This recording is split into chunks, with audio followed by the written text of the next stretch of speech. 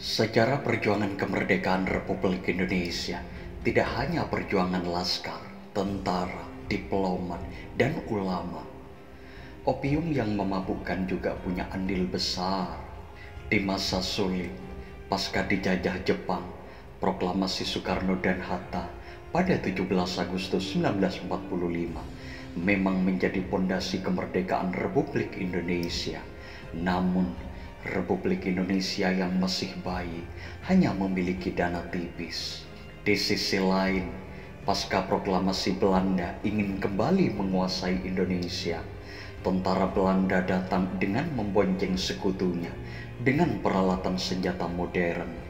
Pada 29 September 1945, Belanda dan sekutu sudah sampai di Jakarta. Jakarta sebagai ibu kota tentu tidak aman. Raja Kesultanan Ngayogyakarta Hadiningrat, Sultan Hamengkubuwono IX, pada Januari 1946 mengirim kurir ke Jakarta untuk menyampaikan pesan kepada Presiden Soekarno. Pesan Raja Jogja tersebut berisi tawaran kepada Soekarno-Hatta bahwa Jogja siap menjadi ibu kota sementara. Tawaran ini disambut baik oleh Soekarno dan para pemimpin RI di Jakarta. Perpindahan ibu kota dilaksanakan pada malam hari pada 3 Januari 1946 dengan diam-diam Soekarno dan pemimpin Indonesia naik kereta api dengan gerbong yang sengaja dimatikan lampunya supaya tidak ketahuan tentara Belanda. 4 Januari 1946 menjelang subuh, rombongan dari Jakarta sudah tiba di stasiun Tugu Jogja. Soekarno dan rombongan disambut oleh Ngarson Dalem, Sultan Hamengkubuwono IX, Paku Alam VIII, dan Jenderal Sudirman. Sejak kedatangan Soekarno itu, Jogja menjadi ibu kota, dan seperti kasih sayang seorang ibu pada anaknya, Kesultanan Jogja memangku republik yang masih bayi dengan menanggung biaya operasional pemerintahan republik. Pemerintahan republik sadar bahwa sumber ekonomi sektor pertanian dan perkebunan tidak dapat diandalkan sebagai sumber operasional pemerintahan karena pabrik-pabrik pengolahan hasil pertanian hancur saat pendudukan Jepang.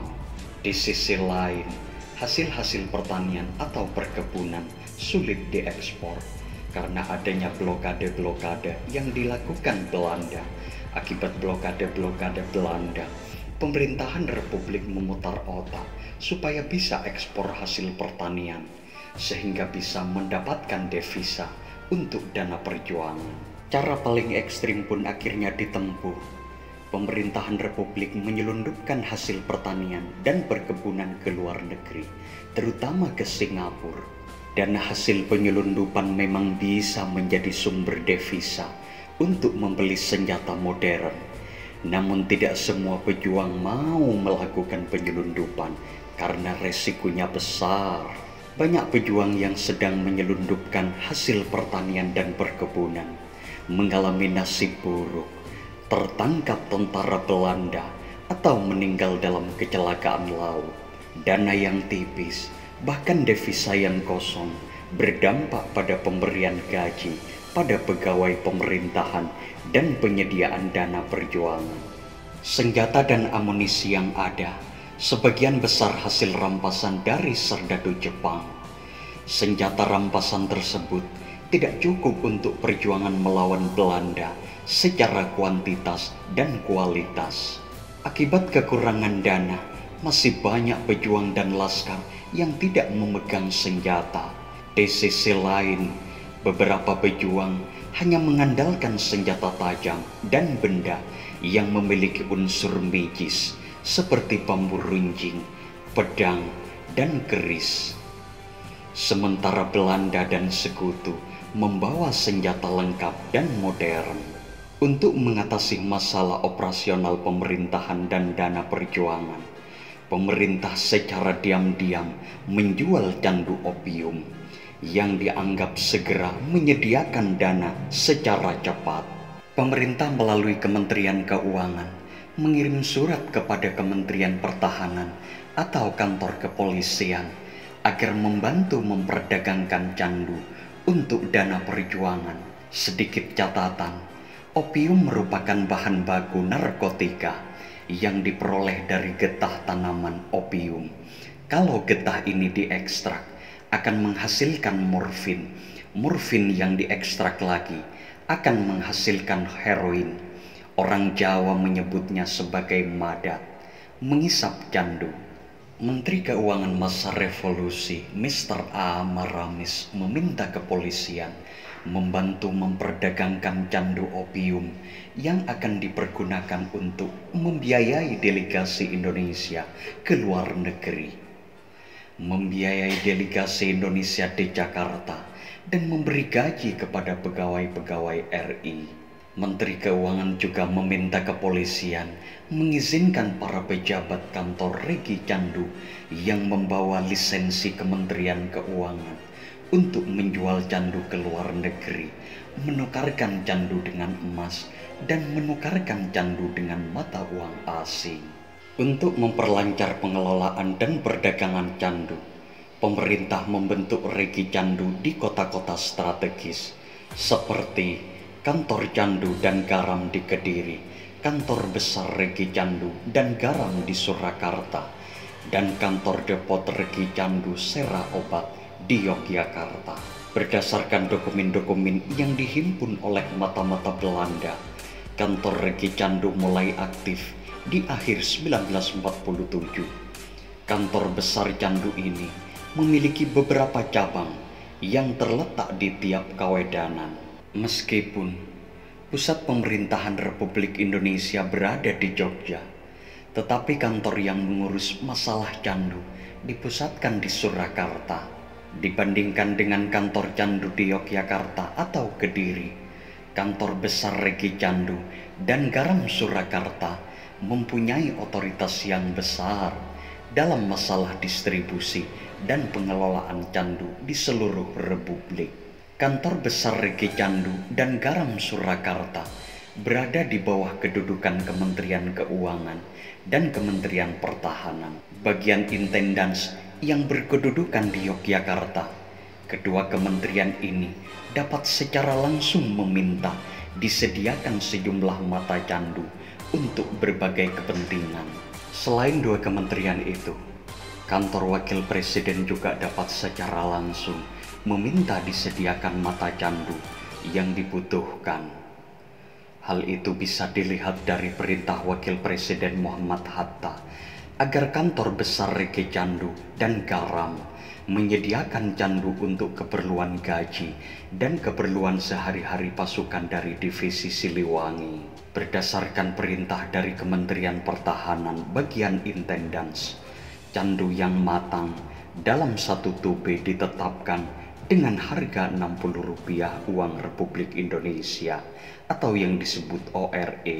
Pemerintah memperbolehkan penjualan candu matang dalam satu tobe di pasaran berkisar antara 3,15 sampai 3,85 gulden atau Rp100 uang ORE. Harga itu berlaku untuk seluruh wilayah Indonesia kecuali Jakarta yang dijual dengan harga 5 gulden. Dalam beberapa laporan, kantor besar Regi Candu dan Garam di Surakarta dan Kementerian Pertahanan bagian intendans lebih suka menjual candu dengan pembayaran uang gulden. Hal itu disebabkan nilai uang gulden lebih stabil dibandingkan dengan uang ORE. Selain itu, masyarakat lebih mempercayai uang gulden dibandingkan dengan uang ORE. Terlebih penting lagi adalah uang gulden dapat dipergunakan untuk membeli senjata atau perlengkapan perang dari luar negeri. Dalam beberapa kasus, penyelundupan dan penjualan candu ke luar negeri dihargai dengan dolar. Pemerintah menargetkan satu tubi candu dihargai dengan $3, tetapi seringkali target tersebut tidak tercapai dan hanya dihargai $2 per tubi. Pada umumnya, badan-badan perjuangan membutuhkan candu untuk ditukarkan dengan senjata, biaya perjuangan termasuk gaji, dan pembelian pakaian, bahkan digunakan untuk membeli kancing-kancing baju untuk para pejuang. Laporan dari Kementerian Pertahanan bagian Intendans lewat Letnan 1 Marbun menyebutkan bahwa pada tanggal 14 Oktober 1948, Kantor Besar Regi Candu dan Garam mengeluarkan candu sebanyak 22.148 dan 29.052 tube untuk ditukarkan dengan bahan pakaian sebanyak 586 blok, yang satu bloknya sebesar 30 yak. Mei 1948, Divisi Siliwangi menukarkan candu dengan bahan pakaian dan keperluan lainnya. Divisi Siliwangi mendapatkan izin untuk menukarkan atau menyelundupkan candu sebanyak 15.000 tube. Pihak yang bersedia menyediakan dan mengusahakan bahan pakaian adalah Bank Negara Indonesia, PT Margono, dan beberapa pedagang lainnya.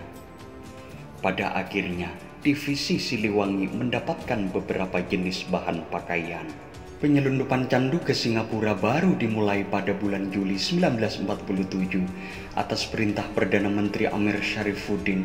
Penyelundupan candu semakin intens dilakukan sejak dikeluarkan perintah penyelundupan candu atau yang disebut candu trap oleh Wakil Presiden Muhammad Hatta pada bulan Februari 1948. Tujuan penyelundupan candu ke luar negeri, terutama Singapura, adalah mengumpulkan dana untuk perjuangan, terutama untuk memperoleh devisa dari luar negeri. Devisa dari luar negeri tersebut digunakan untuk membeli senjata dan keperluan perjuangan, seperti membiayai perwakilan-perwakilan Indonesia di Singapura, Bangkok, Rangon, New Delhi, Kairo, London, dan New York. Sumber candu dan militer, keterlibatan badan-badan perjuangan dalam perdagangan candu di Jawa pada masa revolusi. Karya Julianto Ibrahim, 2016.